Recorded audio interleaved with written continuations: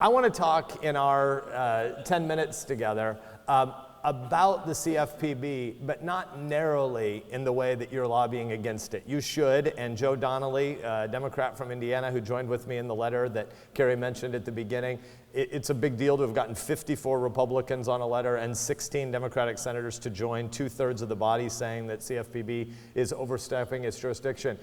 So I'm glad we did that, but I want to tell you something that's a little more realism for a minute. The CFPB is not going to be reined in anytime soon, no matter how much issue-specific lobbying you do. And you should do that lobbying. You're here to do important work, and you retain lobbyists, and you have an association, and all that's important. But the much bigger problem in the country is that we have a crisis of cultural catechesis, that we're not teaching our kids and grandkids what America means. And the vast majority of people right now either actively don't understand it or are disinterested in the problem that the CFPB presents. The CFPB is just a writ small example of a lot of what's wrong in the country. They're a mess, and they're causing all sorts of problems for people like you who are trying to serve your neighbor by adding value and giving people access to credit so they don't have to go to payday lending or some guy named Guido on the corner. But the fact of the matter is, the much bigger problem with the CFPB is it's an example of an attack on what America fundamentally means. And so I want to talk very briefly about what does it mean that we are a creedal nation, and why do we believe in limited government? And it's important to distinguish between limited and small government. I'm the third or fourth most conservative guy in the Senate by voting record. I believe in small government. Hear me clearly. I'll be happy to have a debate with somebody who wants to advocate for medium-sized government against my vision of small government. But that debate is within the continuum, within the domain of what America means. Limited government is part and parcel of what America means. The political continuum between Republicans and Democrats, between small and medium-sized government advocates, that's a legitimate debate on which reasonable people can differ. Limited government is at the heart and the soul of what America means. America's founders, when this country not was just built in the form of the Revolution, but particularly at Philadelphia in 1787 and 1788 when the Constitution was crafted, America's founders were making a big, bold anthropological claim about human dignity. Our founding was extraordinary. It was exceptional because our founders were saying something that really was arrogant. They said most everybody in the history of the world has been wrong about the nature of governance. Most everybody in the world, our founders said, has been wrong about the nature of freedom. There were some outliers. There were Greek city-states in the classical period. There were some medieval city-states in the early Reformation, early modern period. But those were cities. That was Geneva. That was Athens.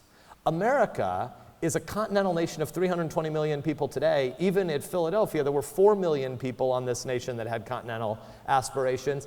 And they were saying something different than any big nation had ever said in history. They said government doesn't come first, rights come first. In the history of the world, people used to say, rightly, the world has fallen. There are bad guys out there. There are people that want to take away your life and your liberty and your property. And we need to secure ourselves against the anarchy of the state of nature in a fallen world. Government is necessary. So far, so good. But then what most people have said historically is, since we need government, whoever currently has a monopoly on violence, he must be free to do whatever he wants. The king is free. And so people used to not be called citizens. What were they called? They were called subjects, which is another way of saying that they're passive. These people have to wait and figure out what rights the king is going to give them.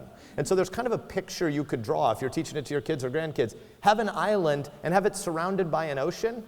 And the picture of governance through most of human history, we've had alphabets for about 11,000 years, until about 225 years ago, most people said, well, the island are your rights, and the sea is the limitless powers of the government. The king is the guy who can do whatever he wants because he controls the army, and he, in his beneficence, decides to grant you some rights, and whatever rights he grants you, that's the island of your freedoms.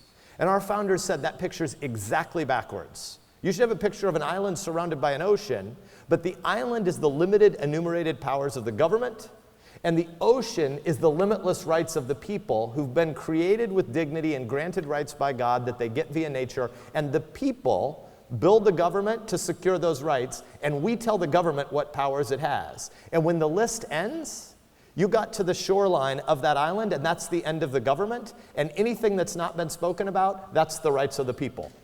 That's what the American founding was about. And so it's really essential that our kids understand that government doesn't give us rights.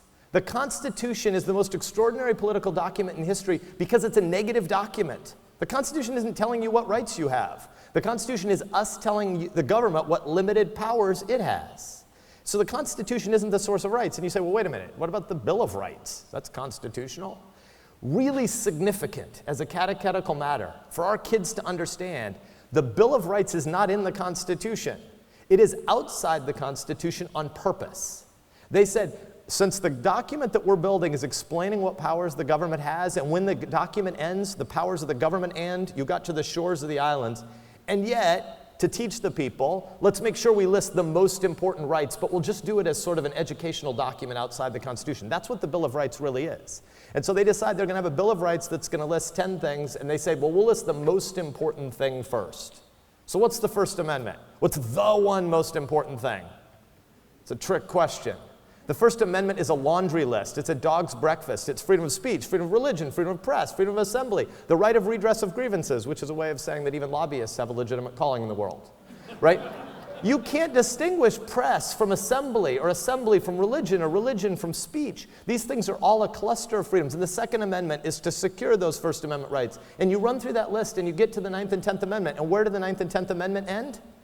With the restatement that this list never ends. What the 9th and 10th Amendment say, if there are powers that were not explicitly given to the federal government in the main body, then they're powers that could only be exercised by states and local governments. If there are rights we forgot to mention, all those rights still belong to the people. That's what the 9th and 10th Amendment are about.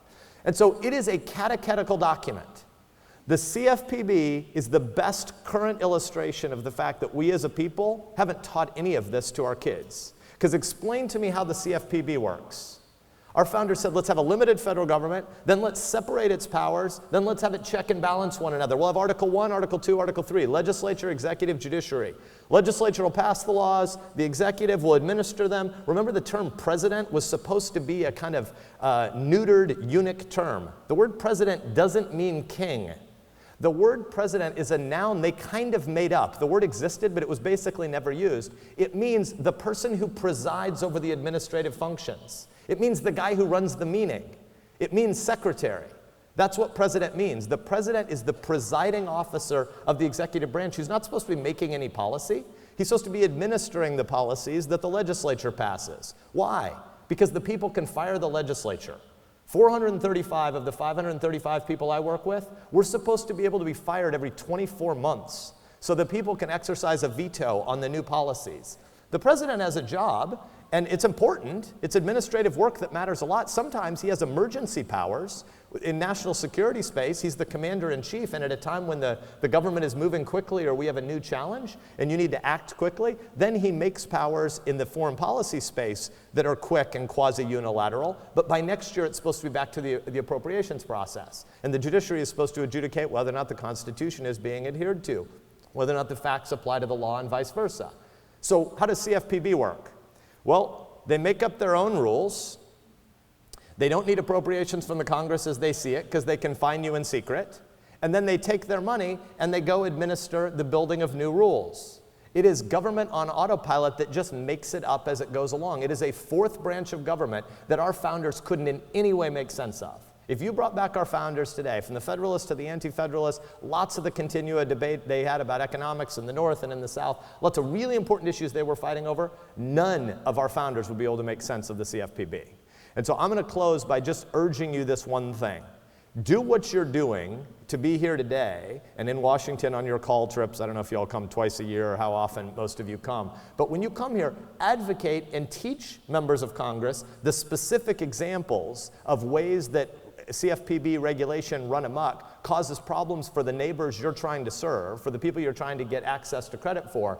But more fundamentally, in your local communities, recognize that it's a pretty big crisis when the real people you're here to supplicate before are not members of Congress who can be hired and fired by the people, but you're here to supplicate before an executive branch agency that you can't possibly fire, that can't possibly be held accountable under the current system. Here's the biggest horror stat in American life today. 41% of Americans under age 35, 41% of people under age 35 tell pollsters they think the First Amendment is dangerous. because you might use your freedom of speech to say something that hurts someone else's feelings. Actually, that's the whole point of America, is that we come together as a political community to create a framework for ordered liberty where we protect people from violence even when we disagree with their ideas, because the most important things that happen in American life happen in your communities. They happen in your churches and in your synagogues and in your not-for-profit associations and in the Rotary Club and in your families. Washington is not supposed to be the center of the world. Washington is supposed to be a servant community for the communities that you come from. And the CFPB is the kind of example that leads to Washington now being the richest community in America. 5 of the 7, just to be clear for the press, they're clapping because the fact is being announced, not the reality of this horrific fact, right? 5 of the 7 richest counties in America are the suburbs of Washington, D.C., where the lobbyists live. That is not how America is supposed to work. And so when you lobby against the CFPB, don't just lobby against the specific egregious abuses they have on your business and on your sector and on your ability to deliver credit, but fundamentally go home to your communities and make sure somebody's teaching civics in the high school so our kids grow up understanding that our rights come from God via nature. Government exists to secure rights, not to tell us it in its beneficence grants rights, which is what Cordray and the CFPB are doing right now. Thanks for being here.